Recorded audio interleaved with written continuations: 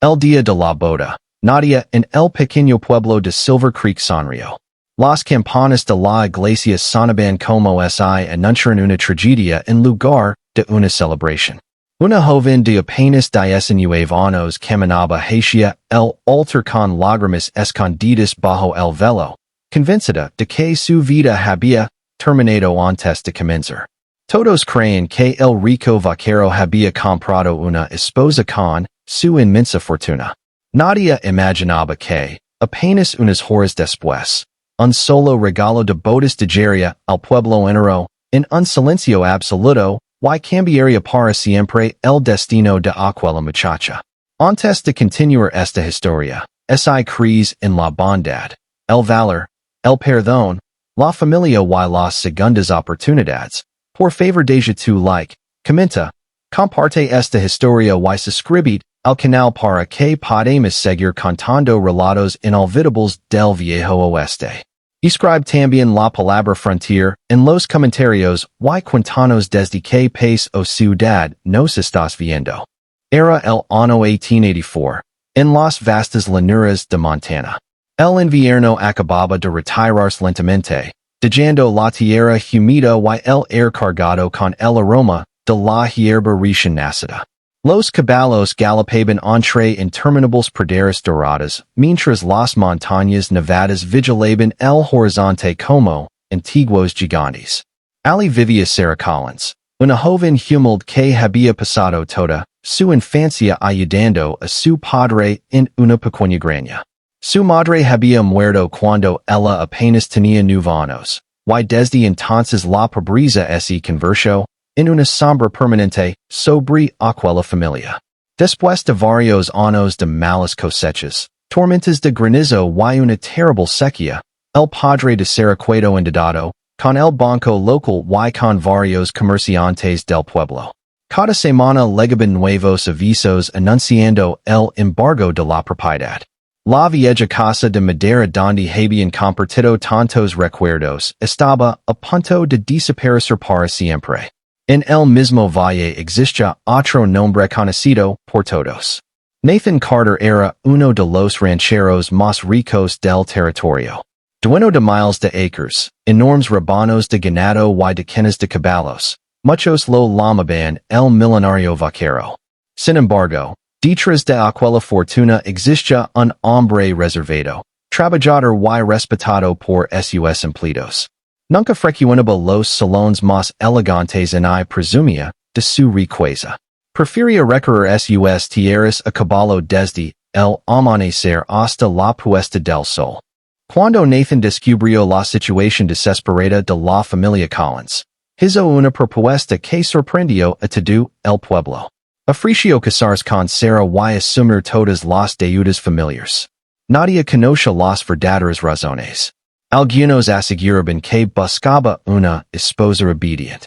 Otros dicen que simplemente quería herederos para su enorme rancho. Los rumores crecieron como un incendio alimentado por el viento. Sarah sintió que no tenía elección. Veía el rostro cansado de su padre, consumido por la enfermedad y la culpa. Si rechazaba aquella propuesta, perderían la granja y quizá también la vida que tanto habían luchado por conservar. Con el corazón roto aceptó un matrimonio que jamás había imaginado. La mañana de la ceremonia, los habitantes de Silver Creek llenaron la pequeña iglesia de madera únicamente por curiosidad. Las mujeres murmuraban entre ellas mientras los hombres observaban en silencio. Algunos incluso apostaban cuánto tiempo duraría aquel matrimonio sin amor. Nathan permanecía tranquilo frente al altar, vestido con un sencillo traje oscuro, botas de cuero y un sombrero que sostenía entre sus manos. Nunca apartó la mirada del suelo hasta que Sarah apareció caminando lentamente por el pasillo central. La ceremonia fue breve. Afuera, el viento movía las ramas de los álamos mientras una carreta esperaba junto a los caballos ensalados. Cuando el pastor terminó la bendición, todos aguardaban el tradicional banquete. Sin embargo, Nathan pidió unos minutos antes de abandonar la iglesia. Entonces ocurrió algo que nadie esperaba.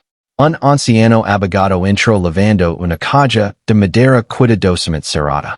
Nathan la tomó con ambas manos y la entregó a Sara delante de todos los presentes. Ella abrió lentamente la tapa creyendo que encontraría joyas o dinero. Pero dentro solo había varios documentos perfectamente doblados. El abogado comenzó a leerlos en voz alta. La primera escritura declaraba que la antigua granja de los Collins quedaba completamente libre de deudas. El banco había recibido el pago total semanas antes. La segunda escritura entregaba oficialmente aquella propiedad únicamente a nombre de Sara. La tercera establecia que, sin importar lo que ocurriera en el futuro, Nathan jamás podría reclamar legalmente aquella tierra y venderla, sin el consentimiento exclusivo de ella. Finalmente apareció una última carta escrita de puño y letra por Nathan. En ella explicaba que nunca había querido comprar una esposa. Años atrás había conocido, en secreto a la madre de Sara cuando ambos eran muy jóvenes. Aquella mujer le había salvado la vida durante una tormenta de nieve cuando él era apenas un muchacho perdido entre las montañas. Nunca olvidó aquella bondad. Al enterarse décadas después de que la familia atravesaba semejante desgracia, decidió devolver aquel antiguo favor. Pero sabía que el orgulloso padre de Sara jamás aceptaría una simple limosna. El matrimonio era la única manera de protegerlos legalmente de los acreedores sin destruir la dignidad de la familia. El silencio fue absoluto. Las personas que durante semanas habían acusado a Nathan bajaron lentamente la mirada. Muchos sintieron vergüenza. Sara apenas podía contener las lágrimas. Por primera vez comprendió que aquel hombre nunca había buscado dominar su vida. Los días siguientes fueron extraños. Compartían el enorme rancho, pero Nathan jamás la obligó a abandonar sus sueños y lo exigió comportarse como una esposa tradicional.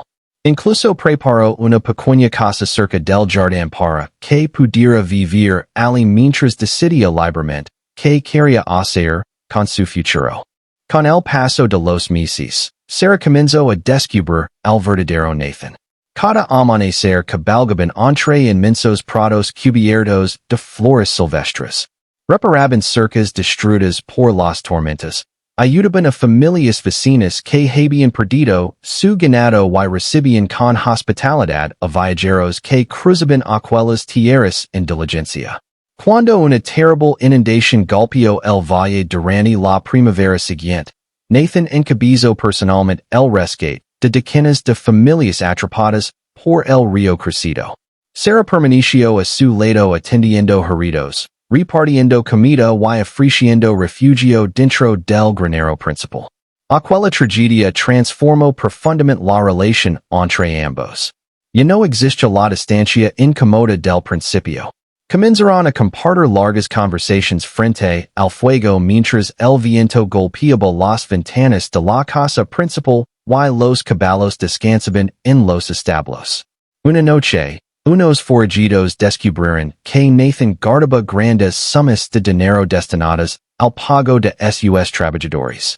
Aprovechando una tormenta, intentaron asaltar el rancho. Los disparos rompieron el silencio de la oscuridad.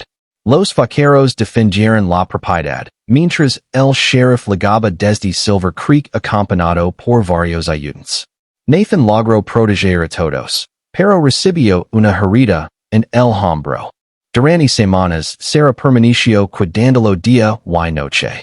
Preparaba remedios caseros, cambiaba los vendajes y vigilaba cada fibra con una dedicación que nacía ya no del deber, sino del cariño sincero. Fue entonces cuando comprendió que el hombre al que había temido era, en realidad, el ser humano más noble que había conocido. Los años continuaron avanzando. El viejo pueblo también cambió. Muchos jóvenes aprendieron de Nathan que la verdadera riqueza nunca es medida por la cantidad de tierras, sino por el número de vidas que uno era capaz de levantar cuando todo parecía perdido. La antigua granja de los Collins volvió a producir abundantes cosechas. El padre de Sara recuperó lentamente la salud y pudo contemplar cómo los campos florecen otra vez bajo el sol del verano. Cada primavera organizaban una gran comida para todo el valle. Nadie quedaba excluido.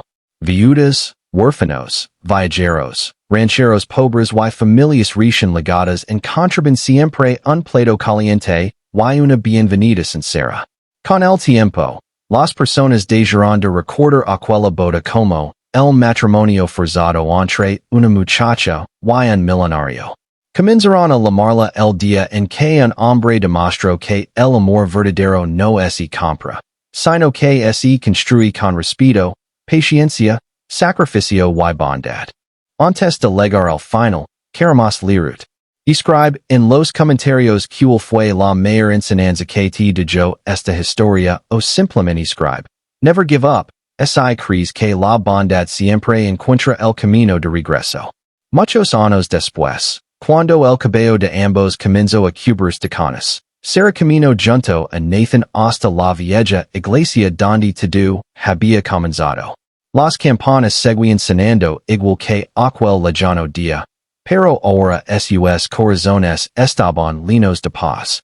Miraron las montañas iluminadas por el atardecer, observaron a sus nietos correr entre los caballos, y comprendieron que las decisiones más difíciles a veces esconden las bendiciones más grandes. El regalo de bodas que una vez dejó en silencio a todo un pueblo nunca fue una escritura, una fortuna ni un pedazo de tierra.